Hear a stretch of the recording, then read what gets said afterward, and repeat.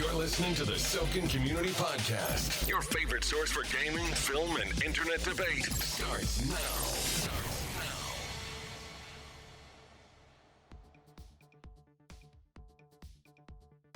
Hello, everyone, and welcome to the Sokan Podcast. I'm your host, T, and with me are Jace and Leo.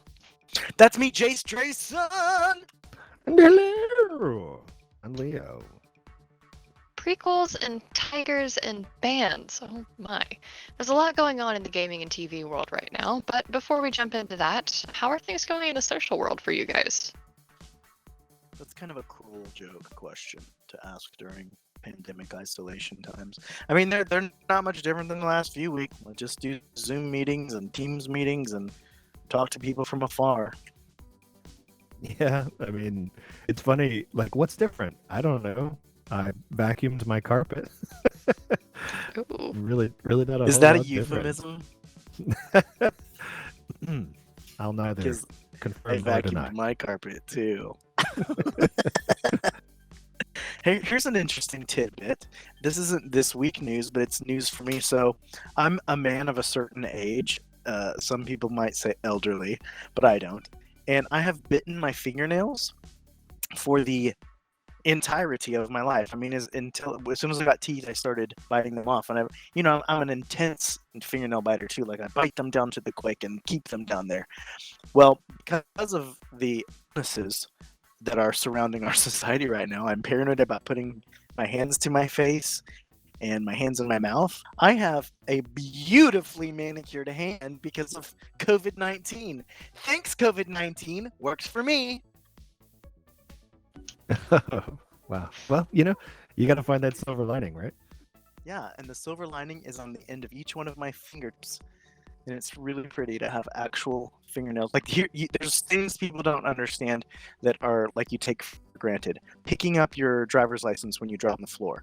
If you don't have fingernails, you're screwed.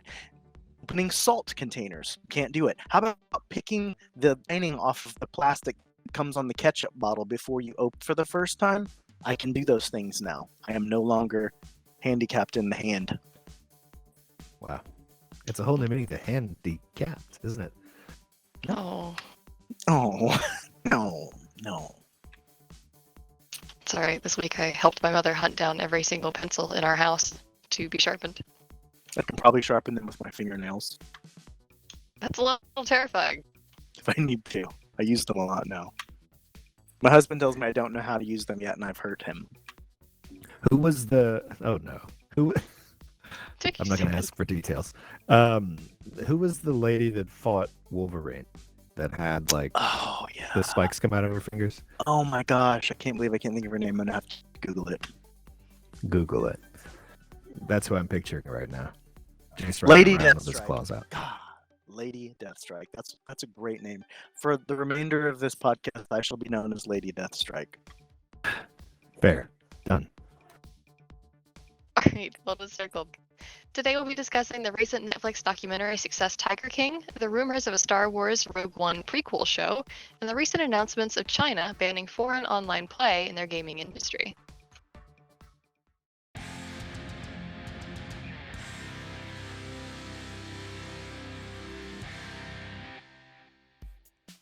So about a month ago on March 20th, Netflix released its new documentary series, Tiger King, and it was pretty well timed considering we were all just then settling into quarantine. And it launched really well. It took the nation relatively by storm. With big cats, possible murder, and some of the wackiest human beings on the planet, it's no wonder at all that this series is all anyone's talking about, especially considering we literally don't have anything else to talk about. But for those who are not familiar, such as myself, how would you guys describe the show and what it is? I just want to state for the record, before we really get started, Carol Baskin is the devil. That's a part of the show, T, if you didn't know. There's a woman, Carol Baskin, and she's kind of framed as the villainess, I don't know what you say. How do you even describe this show? So the first thing that people need to know about this show is that it's a documentary. It's not fake, it's real. And the filmmakers followed this group of people around for like 5 years to create this show. Now, evidently it ended up in places where they did not know it would. But so the Tiger King he describes himself as a gay gun-carrying redneck with a mullet. And he's involved throuple, he's a country music singer, he stars in his own music videos on the side, and he also is a big cat aficionado. And he's kind of the central figure of the hub, if you will, of all of these things that happen. It's kind of like a crime drama, I suppose, where these vying powers, forces of big cat owners war against one another in varying ways. One is trying to bring down the other is trying to bring down the one. There's some allegations of murder. There's like a hitman. I mean, you really do have to watch it to really believe it. It's kind of out of control. I think one of the funniest things that I've heard coming out of it was other people who have pointed at it and said, these people can't be real. These people can't exist. And I'm like, I have relatives like these people. Like, to me, this doesn't seem as crazy as I think a lot of folks who lead more normal lives or have more normal friends and family. I think they see this and they're like, wow, this is so over the top. These people have got to be hamming it up for the camera. But I don't see it that way. Like, I know people that if they had this kind of money, I have no doubt they would be living these lives and doing this just ridiculous, crazy stuff. The unofficial zoo kind of exotic animal trade culture is really a very eccentric culture. As someone who once was married to a zookeeper and a zoo executive, we became acquaintances with people who are in these circles. In fact, the Tiger King was in the circle that we were a part of, although I knew not of him. But I've literally been to places like the grounds where this was filmed, where like you go to someone's house and you're right outside of town, and all of a sudden you're surrounded by paddis monkeys and spider monkeys, and they're everywhere, and there's like a mousy woman who won't speak and won't look you in the eye, but only just holds a monkey and walk around. It's really like something out of Central Casting. And then this big, brash, huge belt buckle wearing guy who is trying to sell you monkeys and telling you why every breed of monkey in here is the one you ought to have at your house, and don't look at that one in the eyes because he'll try to mate you, and it's surreal. And there's this whole subculture of animal people who really are this way. I mean, I don't know. It didn't strike me as that outlandish, other than the country music part. Well, the country music part was actually fake. Somebody else did it. There's a duo that made all those songs, recorded all those songs. Huh. And my intuition scores again. Old Joe Exotic just took video of him lip syncing to their songs. Wow, I really didn't know that. I'm amazing. Everyone listen to me in the future. I'm rarely wrong.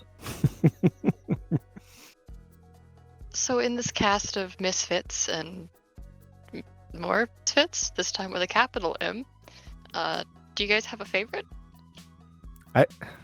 I really don't. I think there were a couple of standouts of people who were, quote, normal, against this backdrop of, just insanity. And I don't know. It's not like I was rooting for them. I was just like, oh, okay. There's actually a relatively normal person in the mix of all this. The guy who lost his hand is probably the one that's a standout to me, is the most normal, but the behavior to decide not to get reconstructive surgery and therapy and just lose the hand and go back to work after 5 days. Yeah. Nope, that's a different shade of crazy. Saf is certainly the easiest to like. Most of these characters are just not likable, and we say characters, but they're real people, and they're not good. They're nefarious and like kind of, I don't know. It's hard for me to say. they just don't seem on the right path in their life. You know what I mean? Well, they're cult leaders and they're taking Yeah. hits out on each other. Like, they're the worst kinds of people. Yeah, they're making bad choices, I think is what. But I think, Saf that's the guy who got his hand ate off. Definitely the easiest one to like on the program.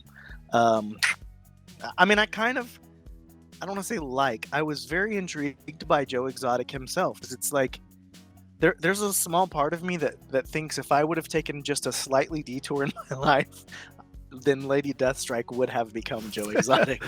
or just slightly more cocaine or meth. Right. Or Right. Like there's a part of me that thinks like I'm almost that guy. Like very few things could have been tweaked in my history to make me him. So I was a little intrigued by him. I admit a little bit of that too, because little known fact, I had a mullet as a kid, and I come from a proud mullet heritage. Come from the land of the mullets. And so, yeah, I think, man, if I was the first in my family to go to college, I ended up doing a lot of firsts for my whole extended family on both sides. And I think like just a generation ago, man, like those were my people. So we're not really saying that we're going to consider any of these people as necessarily good, but the internet has especially latched onto Carol Baskin as a villain of the series, claiming she certainly killed her husband and fed him to her collection of wild cats. Again, I have not watched this, so wow. Yeah, no, they really do claim that. Now that's not proven. I feel like we should go on record. Those are allegedly. Yeah, allegedly. With other characters hosting prison sentences, ongoing or otherwise, why do you guys think that the viewers have taken to considering her the villain? I think a big part of that is, Joe Exotic's the central character, and she's set up as his antagonist. So, I mean, just by the design of the documentary, following him around, naturally, anybody put it against him is going to be declared the bad guy of the show. I think there's also a little bit of the perception of justice not being done if the alleged murder was true, and I think that ruffles people's jimmies. I don't know. Probably you'll get real hacked off when I say this, but there's a part of me that thinks that we've latched onto her as the villain because she's a woman, and there is a misogynistic streak in culture that says any woman trying to take down a man's got to be something bad. So I think she was absolutely no worse than anyone else in the show. In terms of just horrible people, almost all of them did really, really bad things, or condoned really bad things, or made really bad choices, or were clearly just, let's say, rough around the edges. So in terms of just doing what people do, even there's a part of me that thinks even her, the murder and feeding of her husband to a cat aside, her motivations seemed to me to be the most just. Like, I think that she probably genuinely is a big cat conservationist. I think she probably does care about the animals and want people to treat them better, or to not. And because she's actually done work to keep people from having exotics as pets, big cats as pets, because ultimately what happens is the result is in the program. But I don't think I'm really not sure why she was latched onto as the huge big fat villain. And I say big fat not because she was larger. That got really wrong. That was a turn of phrase I will apologize for. But I don't know. Yeah, I don't know. I didn't like her. I'm not saying I did, but maybe. So, larger social commentary aside, I'm not going to take your bait, Jace, and I'm not getting into this one. But yes, man, that raised the hairs on the back of my neck. But I do think in this instance, like, she's demonstrated, while she, I think, maintains the facade of being this, like, this lady who just wants the best for cats. She does the exact same thing she accuses Joe Exotic of doing. She has people who pay to come and, watch the cats in cages. And, like, there isn't anything that she has accused Joe of doing that there's not footage in the documentary of her doing, with the exception of putting on a podcast and calling people, what is it, cats and kittens or whatever her tagline is. She's just, I think, where Joe, he kind of earns a little bit of cred with an audience because he's flawed, but he's openly flawed. He talks about it. In fact, I think he's probably in prison because he probably admitted to all the stuff that, he was accused of. Yeah, I did that. Like, that's just who he was shown to be. Where Carol is the opposite. I think she's duplicitous and deceptive, and I think that also rubs people the wrong way. All deplorable people, but he's upfront about it, where she likes to pretend that she isn't. I mean, yes, I can definitely see that she's a huge hypocrite. I will not argue that. I think that in terms of things that are actually happening on properties, there's probably not much difference. I do know for a fact, though, that she did work to change policy to keep these things from happening. So I don't know if there's any redemption there, but she probably did kill her husband and feed him to a cat. That's pretty bad. Dude, yeah, I mean, just the circumstantial evidence, while it is circumstantial and you can't put it in a court of law, like, he was going to divorce her, was going to leave, and then like 3 days, he was going to Costa Rica, I think, where she thought he had a girlfriend, and he ended up going missing. Oh no. And then suddenly, I don't know, there were just so many little things that all just point to it being a no-brainer, but you can't convict someone off of circumstances. So I don't know. Plus, I don't know, she sort of demonstrated duplicity and hypocrisy and willingness to manipulate. Like, it fits what seems to be a terrible human being.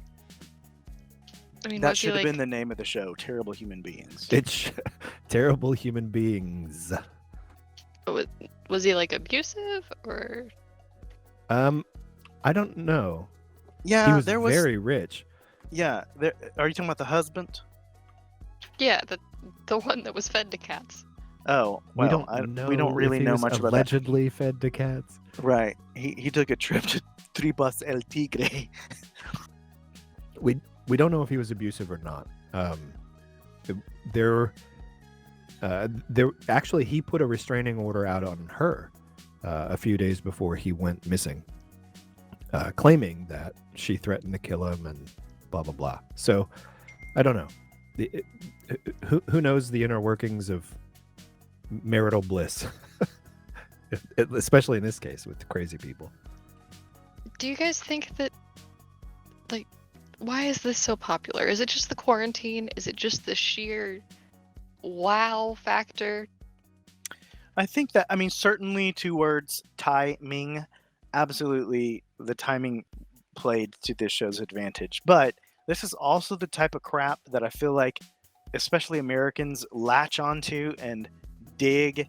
And, the other crime documentaries on Netflix were also wildly popular as well. And they were memed on the internets and on the Reddits of the world as well. Not quite to this level, but probably because people had other stuff going on. We ain't got nothing else going on right now. So this is the thing that is binding us all together. And I think that sums it up. Yeah, and this is coming from, Mr. I gotta go watch Housewives of wherever. This is the kind of stuff that I think you probably know more about. Just watching a train wreck, it's fascinating to people.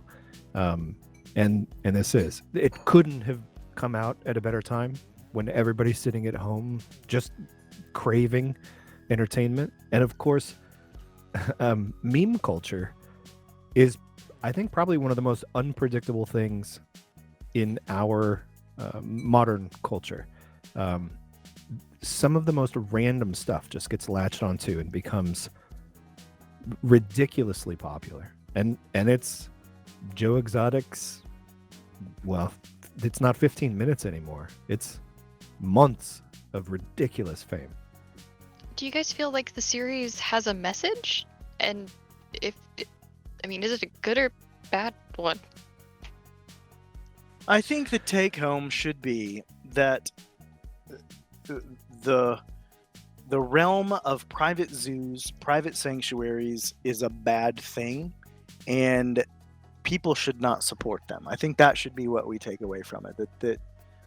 I think I'll just leave it there. That's the takeaway for me. Yeah, that's mine too. I hope it shines a rather large spotlight on this.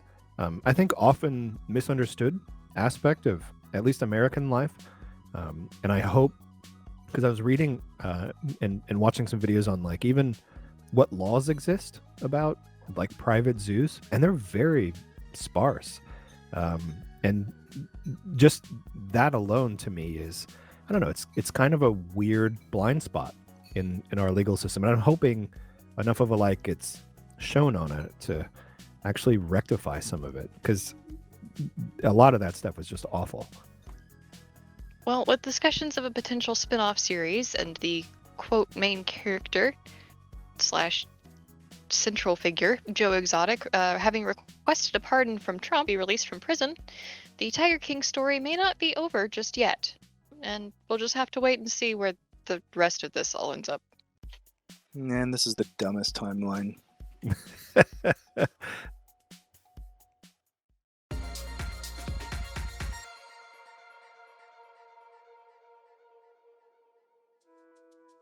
Earlier this year, Diego Luna reported in an interview with information that Disney Plus is working on a new Star Wars series that will be a prequel to the film Rogue One. Supposedly revolving around Luna's character of Cassian Andor, the series has already confirmed Tony Gilroy, co-writer of the Rogue One film, will be writing the pilot of the series and directing several episodes. Variety also announced Stellan Skarsgård and Kyle Soller are in final talks to play characters in the series as well.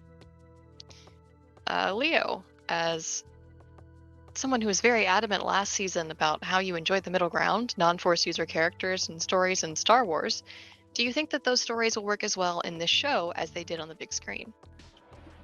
Mandalorian what? I think that's a yes. Yeah, I do.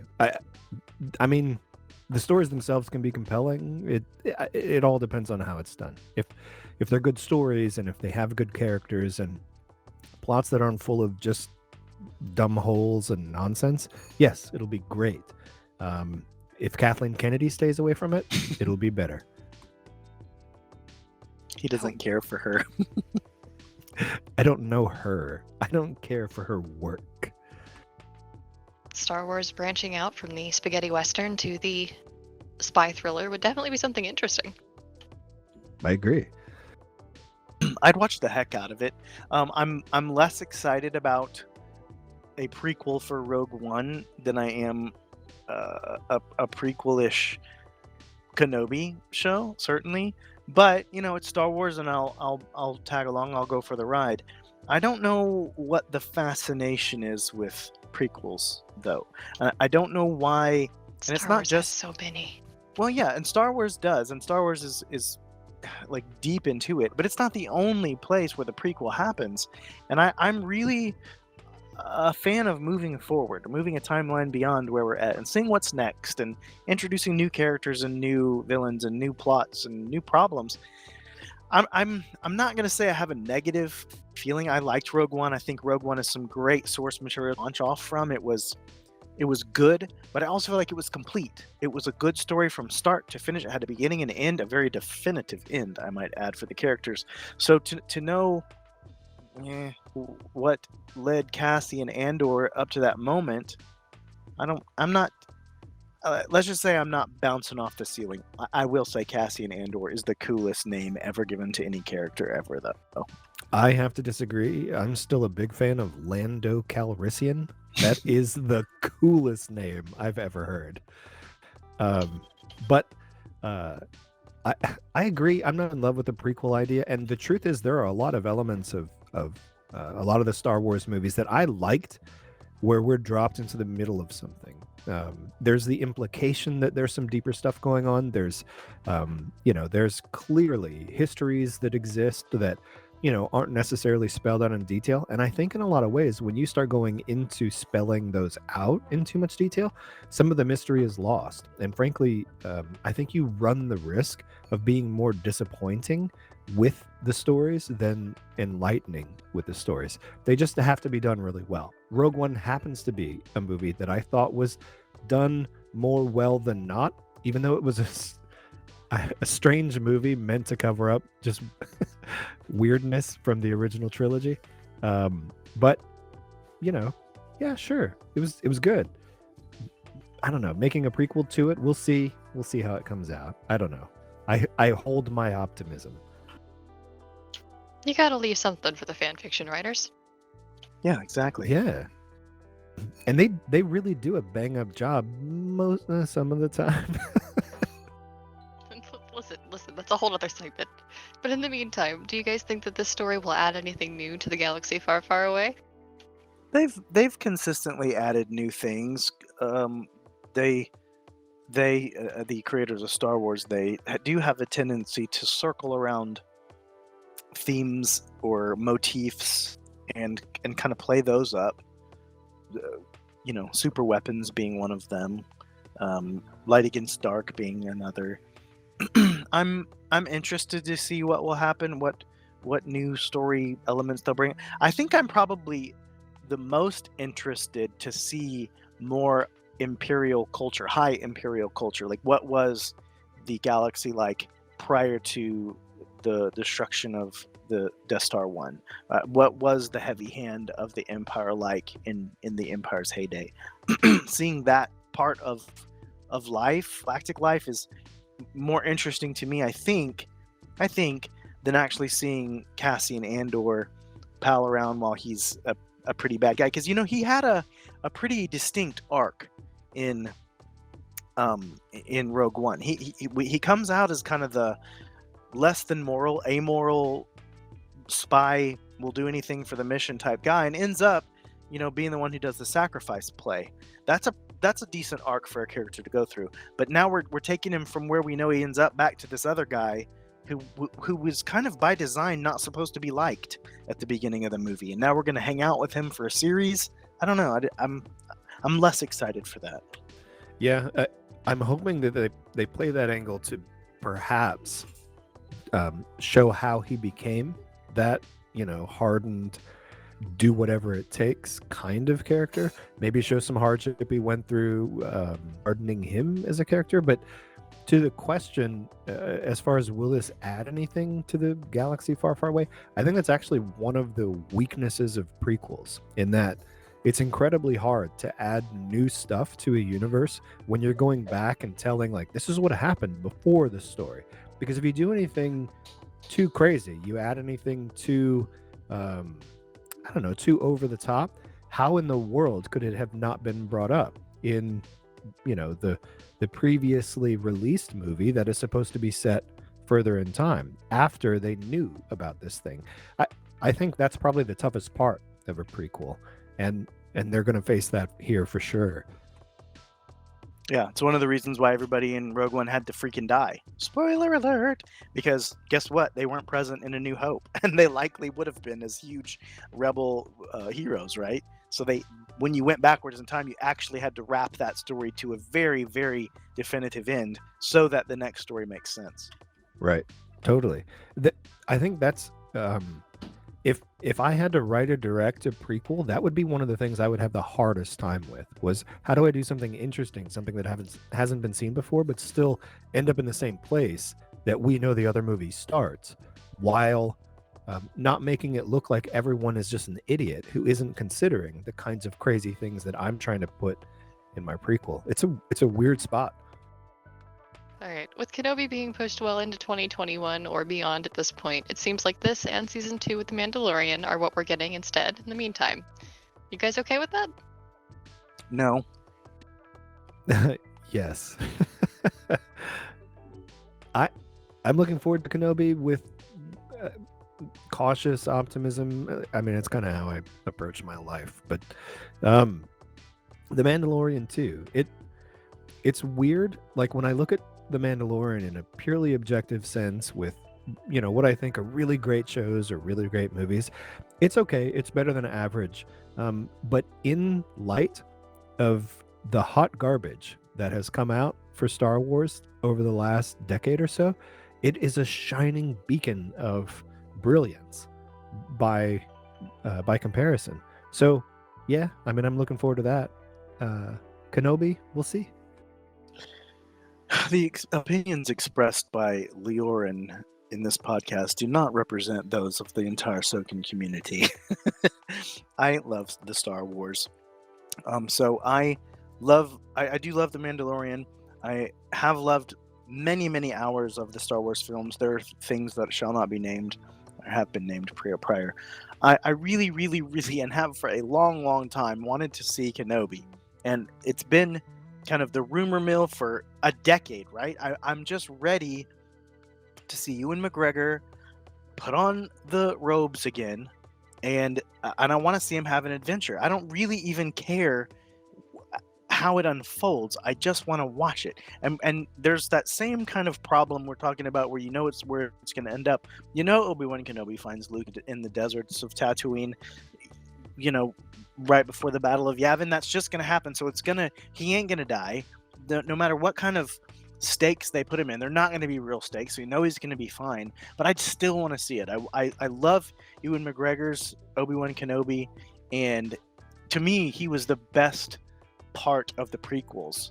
And I don't know. I can't wait for it. So I'm angry that everything's getting pushed to the front of the line. My favorite part of the prequels was Anakin's sand story. Like, that was really compelling. Oh my god, I really liked it. But no, I agree. Ewan McGregor's Kenobi was awesome. I'm always a little bit I don't know, apprehensive about new actors who are taking over, like, quote, younger versions of characters that we grew to know and love. What's the name of the guy that did he does the Professor X in the newer XMen? What's the actor's name? Man, All I'm coming up with is the character name. I can't remember his name. He also played the Hold guy on. in Split. Is it Is McAvoy? it James McAvoy? Yeah, James I got- McAvoy. I got insight from on high. But I was apprehensive about, is he going to do a good job? Am I going to like it? And it turns out I loved it.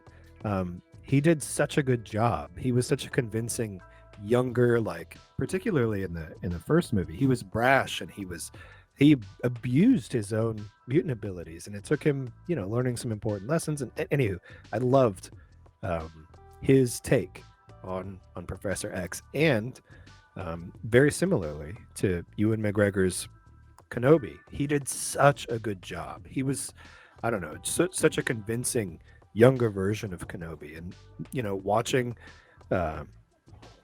watching him grow and develop, watching him try to bring Anakin along, like, it was well done. So, I'm looking forward to see what happens with the show. Rumors abound about Kathleen Kennedy's influence, so we'll see. He's not willing to emotionally invest just yet. No, I don't want to be hurt again. Also, Leo, so desperate to avoid talking about Star Wars yet again, he goes on an X-Men rant. No. Those X-Men movies went off the rails, but perhaps we can have a segment about once they join the MCU. Perhaps. Alright, well, no official release date has been given for the Rogue One prequel, but Diego Luna seems convinced it will be shooting and possibly releasing before the end of 2020. Whether that's impacted by quarantine is something that we'll have to wait and see. Well, we'll definitely wait and see. Hey, maybe in the meantime we can convince you to play SWTOR. Maybe.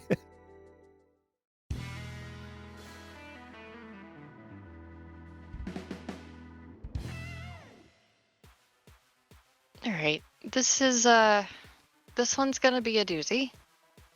We don't often get political on this show, but when it comes to gaming, we do kind of have to talk about it.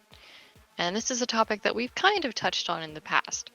The Communist Party of China is, according to Taiwanese news sources, banning and disconnecting their online games from the rest of the world. After banning Animal Crossing in China on April 10th, reportedly due to players using it to mock their political decisions, they decided to outright take away online gaming with other nations due to a lack of social monitoring. China is already known for having the Great Firewall of China, which blocks access to websites that we take for granted, things like Facebook. What do you think the extension of this censorship means in the grand scheme of things? In order to maintain a tight hold over the population of a nation, it's essential to restrict any flow of information to that people. And I think this is a prime example of a government intentionally reducing the exposure that its citizens has to information outside of their very tightly controlled media. That's it. I will quote Princess Leia and say, "The more you tighten your grip, Tarkin, the more star systems will slip through your fingers." I think that when it comes to controlling people, there are two ways to control information. The first is the way in which China seems to be doing it, and that is to tighten your grip, to limit information, to limit access, to limit connection, and to limit interface with other cultures, other perspectives, other points of view. The other is a white noise of information to where you really don't know what's true and what isn't. I think both of those things are happening on our planet simultaneously, and I honestly don't know which one is better. Certainly, the authoritative, dictatoritative, censorship, like all of those things are negatives, huge negatives, and I think that it's the type of thing that ultimately backfires to a government. It may not happen today, it may not happen in the next 5 years, may not happen in even the next decade, but at some point, the people get fed up, and the people take the power back. I really do believe, and maybe it won't be over video games per se, but information is power. And at some point, people take power back. That is just the way the world has spun.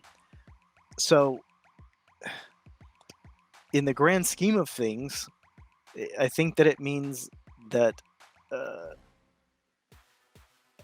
a government is attempting to quash the free thought of people, and I think that it will backfire. It's possible. It might backfire. I'm not. Well, it's not that I don't think people will eventually reclaim power, but how long will that be? Will it be in 20 years? Will it be in 200 years? And how many will suffer under the yoke of an oppressive regime in the meantime? I guess I see human history a little bit differently. I think it ebbs and flows in terms of what's beneficial to the greater amount of people. Sometimes it gets better, sometimes it's worse. We've been fortunate to watch a steady, increase in personal autonomy and technology, just making life easier. Quite a few things have been boons that humanity has enjoyed, and I think that's led to the kind of lifestyle that we really enjoy. But our government is, I don't know, it's kind of unique. China is a very different government, a very different way of life, even. And I think a lot of the Chinese, it's what they know. It's normal to them.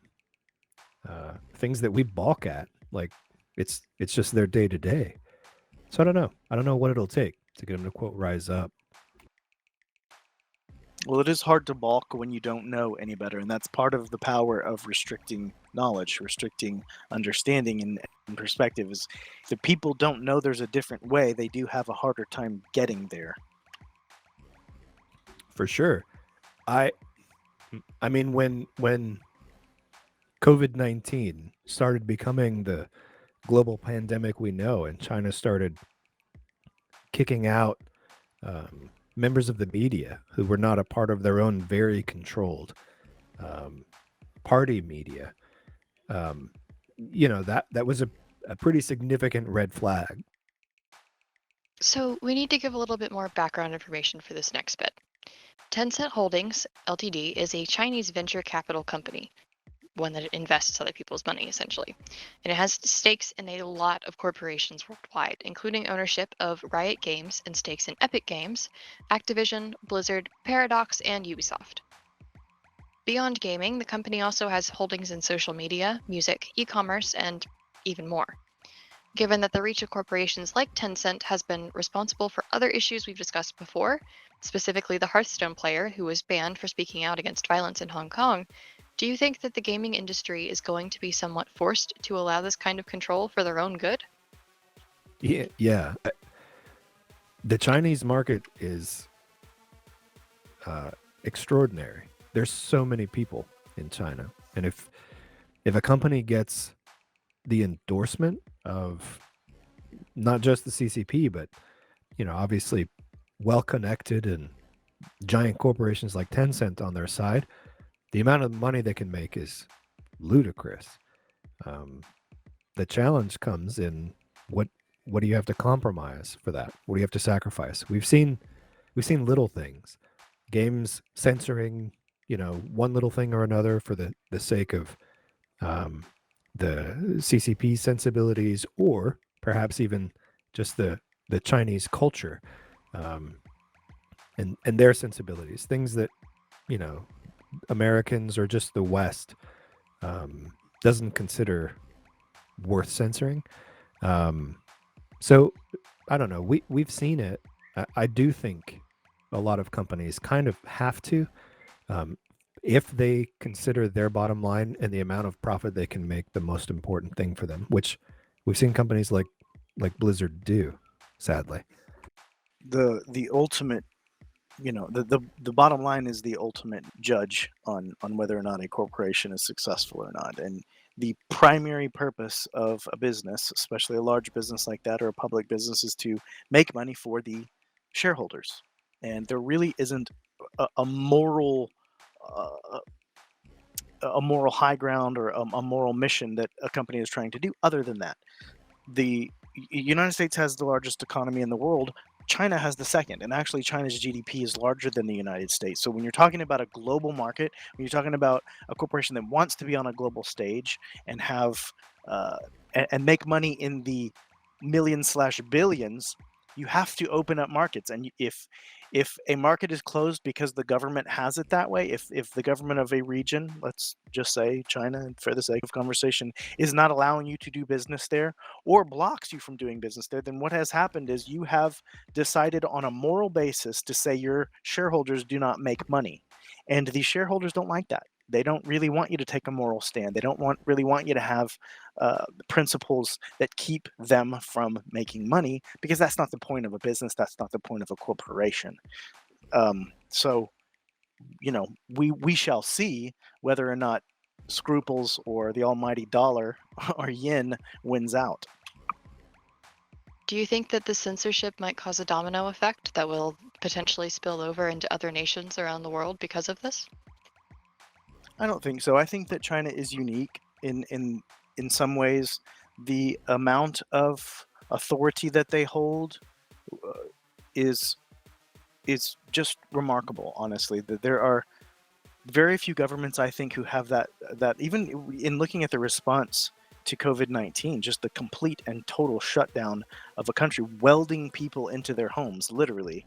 That there are very few places on the planet that still act like that, that still have that sort of hold over the people. So I don't necessarily think that it's a domino that will spread.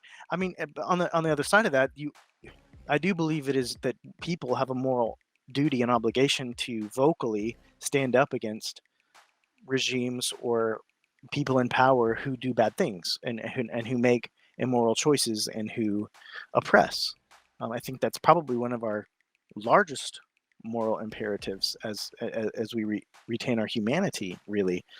But I do feel like there's a little bit of a firewall to that stealing of liberty, that tamping down of liberty, because so many places across the globe have tasted what it's like to get to have an opinion and voice it, to get to express themselves more freely. We take it for granted in America specifically, but there are a lot of other places that get to do that. This question is actually rather interesting, because I think if I'd been asked this prior to our current situation with COVID-19, I would have said, no, it's ridiculous. I don't think so anymore. We have seen our own personal liberties diminished for the sake of, the welfare of the population at large. We have inalienable rights in our own founding documents that grant us the right to freely assemble, and those have been taken away. I don't think for bad reasons, but those rights have been taken away. In times of crisis, here's where I'll give the Star Wars prequels, some credit. In times of crisis,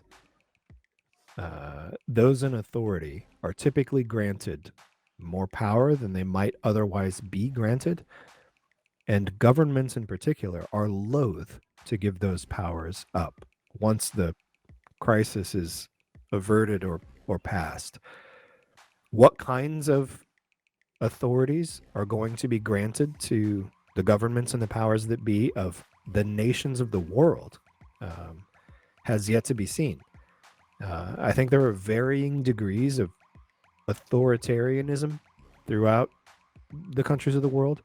I'm happy to live in a country that's way on the opposite end of the scale there, but if we've seen, some of our rights reduced, those countries that don't necessarily have or enjoy a lot of those rights are going to see them diminished, and to varying degrees of resistance and protest. I don't know that I necessarily agree with that. I think that the situation today, and I don't want to get too far into American politics, but it seems to me as I watch things unfold that it is the governments, and I say governments, plural, not just federal, but state, and then other countries as well, that are pushing to to push people back out into the streets. It's not necessarily most of the orders are voluntary. If you need to go to work, if you need to go to the grocery store, you can. People are having protests or gathering, and they're not being arrested. There's no real tamping down of liberty right now. The stay home is really, especially in our country, people making the choice to do something for the betterment of national health. So I don't. Sure. While there are recommendations and while there are guidance on how we should be interacting in public and social distancing, really we don't see an oppressive stripping of rights. We're seeing guidance. I don't think we see it in the U.S. I think we're I don't know. We're a rambunctious population. We're the most armed. We're the most I don't know, rebellious. But like in the UK, the police put out kind of a joking threat where they said they were arresting people who were out in more rural areas, and it said, like, just because you live in a rural area and think you can have a picnic in the woods, think again. Like, we're the ones in the shadows, and we're going to come arrest you. Like, the U.S. isn't the, it's certainly the culture we're exposed to, but the reduction of rights is it's a phenomenon that happens in times of crisis. We've seen attempts at it. We've also seen quite a few attempts at its resistance here in the U.S., but other places not so much. One of the CCP's proposed restrictions is on the amount of time their citizens can play video games, and only using their real names for both online and offline games so that people can be more easily monitored. Thoughts? You know, at face value, I freaking love that. I mean, I'll be honest with you. There's a part of me that's all for it, and I will say, not 100%, and not for the point of monitoring, but there is something about the anonymity of the internet that allows it to be more nefarious and evil. There is something to be said for people to get up and get off of the internet and go do other things. There are probably some health benefits to these types of restrictions. Kids being online less, gaming less. All of that said, I don't think that it's the government's place to make those necessarily policy. I don't know whose job it is, other than personal responsibility is the first answer, except for I know people are not responsible, and so they more often than not choose not to do what is the better for the whole. But yeah, there's something really appealing to me about people having to use their real names online and offline, and holding some accountability to how they act. Online life is real. It's not fake. You affect people in very real ways, and there should be some form of accountability. Now, whether or not an oppressive regime should force you to do it or not is certainly debatable. All right, nerd. No, I agree. I'm also kind of torn on it. I don't like a government telling me that I have to do this or that. I also think that the anonymity of the internet gives people leave to do truly heinous things, or let me rephrase, say truly heinous things. Well, and do. I mean, that's true. There are human trafficking rings that run completely anonymously on the dark web, right. Yeah, because people right. can. Right. And swatting, streamers, and Yeah. executing truly heinous stuff. Yeah, totally. The idea, though, of a government requiring it so that you can be more easily monitored, I don't know. I remember having a conversation with my, let's say, redneck brother a couple years ago, and we were talking about whether or not we should tag ourselves with some kind of chip that tracks us, so that in the event of an emergency, we could be found. Say we're abducted, say we're lost, say we, something terrible happens to us. We can flip on whatever device can track us and find us. And I was a little bit for it. In some sense, I was also, I wasn't totally for it. My brother was 100% like American red-blooded rebel. Absolutely not. I don't want the government tracking me, and government with a B. Yeah, government. Government came and took my baby. Yeah, exactly. Ain't no government gonna track me. I ain't never putting no tracking device in me. Like, okay, I get it. And I do think that's kind of a reality of American thought. But Americans are kind of unique. To me, like, I don't imagine this surprises Chinese people at all. I imagine this is the norm for them. Right. And it's not going to make a big wave. You're right. Yeah. It just is what it is. But a lot of that comes with what type of regulation we will accept. There are regulations that we accept in our life to do things that we want to do, like, say, drive a car. Yeah, I agree. Are there ways to support people living under the CCP as outsiders? In this case, what do you guys think, like, an outsider can really hope to do? I don't know. I'm stumped on this one. Yeah, I mean, what could an outsider do? There's not a whole lot. If there are firewalls, if they are behind a magical Chinese wall of communication, like, there's nothing we can do except for be vocal in our own country. Maybe take action to protect our own rights, to vote people in office in our country who will stand up for the beliefs that we believe in. But outside of that, I mean, register to vote, y'all. Yeah, this is a really tough one. Who are we? We're not policymakers. All we can do is try and vote in the right ones. I agree. Just try and find folks who have a similar perspective that you do, with regards to foreign policy, particularly in this case, with regards to how we as a nation approach our relations with China, and vote them in. So one of the bans that's actually discussed in the specific news article that we have referenced for this is that they are actually outright banning role play as well. It's such a strange rule. I know, like why? I guess they're trolls too. They're internet trolls. They would come and ruin our events. They Came to could. one of our ceremonies and they were like, no. They would do the Bosmer dance right in front of someone getting knighted. Oh boy. Well, unfortunately for online communities, especially ones like Sokan, which primarily exist because of online gaming, this kind of censorship is a huge concern for us. And although it's not quite the topics we tackle on a regular basis, it is an important discussion to have.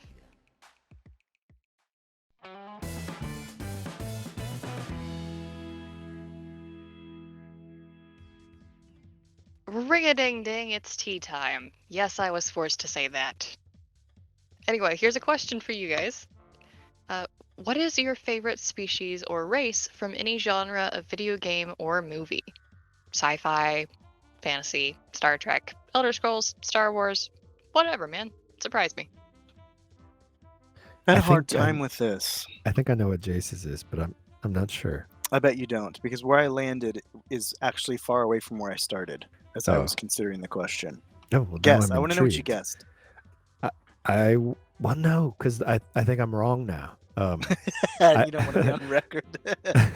I was gonna say elves, but you So, like right. sci-fi. Yes, that's where I started. Elves. I really like Okay. elves, and I like even space elves. So like Vulcans and Romulans, like that. I do like elves, but no, I ultimately landed on the Trill in Star Trek, who are this species of people who have created this symbiotic relationship with another species on their planet that are kind of like little wormy things, and you can join with one of the wormy things, but you've got to kind of be chosen to get that honor, because the wormy thing lives for many lifetimes, and kind of your personalities and souls meld while you're together, so you get to have like this whole memories of another lifetime that are inside of you. And so Jadzia Dax from Deep Space Nine was a joined Trill. The Trill actually Yeah. were introduced on the Next Generation, but kind of in a little bit of a different way. And when they were introduced, Dr. Crusher fell for a Trill guy, but something terrible happened, and his symbiosis had to be changed from one host to another, and it went from a man to a woman. And so she was heterosexual, and that was some really cool questions back in the day. Now this being is in another body, and she just couldn't do it. But it's those types of things, and then the multiple lifetimes adding to different personalities over time. I have actually role played a joined Trill, and it was one of the most fun role plays I have ever done, just because of the fact that you can create such a complex character, a broken character, traumatized character, but also with just vast amounts of experience to draw from. Yeah, that is cool. I remember that as a rather interesting character concept when I first saw Dax. That was rather fascinating. It reminded me a lot of Stargate, the Goa'uld, only less demented, and like they valued their host and they didn't just completely take over. It was a conjoined experience. It's really cool. All right, what's mine? Dwarves. I'm predictable. Is that right? Yeah, that's right. Yeah. 100%. Tolkien-esque dwarves. I'll say my biggest or the biggest failing I think Elder Scrolls has is that they don't have Tolkien-esque dwarves. They have a race of elves that they colloquially refer to as dwarves, but they're not your gold hoarding, bearded, ales Cave-dwelling. drinking, just manly men of dwarves. I've even found a game Dale and I have played. Well, actually, lots of folks and I, Cal and a few others. It's called Deep Rock Galactic, and it's about like those kinds of fantasy dwarves, but in the far future, like exploring other worlds and digging, of Great. course, in mines. It's so fun. But it's because they're just irreverent dwarves that are cursing and drinking ale and shooting stuff that I find them so fun. You could put them just about anywhere. That's what I want to play. They're always fun at a party, for sure. For sure. T, you have to answer the question too. I do. I have to answer the question. Honestly, well, I don't know. You guys guessed each other's. What's mine? Oh God. Is it Twilight? Is it a tailhead? Sort of. I do like Twilix, obviously, as I play one. I also enjoy the other species that I've delved into lore for, as long as it is Star Wars. But my answer is actually not a Star Wars species. I actually really like the Asari from Mass Effect. Yeah, good choice. Good choice. And well, I like the fact that they make no sense in a way, because of the way that they mix genetics with whatever partner that they choose. And there's just a lot about the species that I find interesting on a creative level. But specifically, like, what really makes me like them the most is because there's this one conversation that you can overhear in one of the bars in Mass Effect. I think Mass Effect 2. It's like there's a bachelor party, right? And it's a very human thing, and all the other ones that are dragged along are like coworkers that are very confused as to why they're there in the first place. But they wind up talking about Asari, and each one, though they are a different species, claims that the Asari looks the most like their race. I love those games. Yeah, I have not wasted, that's the wrong word. I have spent so many hours just walking around. Some of those more atmospheric games, listening to NPCs and just enjoying the immersion that they offer. So good. The Witcher comes to mind. So still a tailhead, just a different kind. you Those have are a baby type. tails. All right, if you would like to submit a tea time question for the podcast, head on over to sokengaming.com/sokenmedia and find the submission bar on the right-hand side of the page. Thank you very much, everyone, for listening to this long, wild episode of the Soken podcast. For more Soken Media, visit us at sokengaming.com/sokenmedia, follow our Twitter @sokengaming, and subscribe to our YouTube Soken Gaming Community. And look for future episodes of the podcast on Google Podcasts and iTunes. Until next time, I've been T. I'm Lady Deathstrike. I'm apparently a Joe Exotic cosplayer. Number 4. And I pair well with crumpets. And we'll see you next week. Stay classy, Soken. Thank you for listening to the Soken Community Podcast. Craving more? Visit us on Twitter and YouTube @Soken Gaming, as well as our website, www.sokengaming.com. Until next time, stay classy. Right, Jace?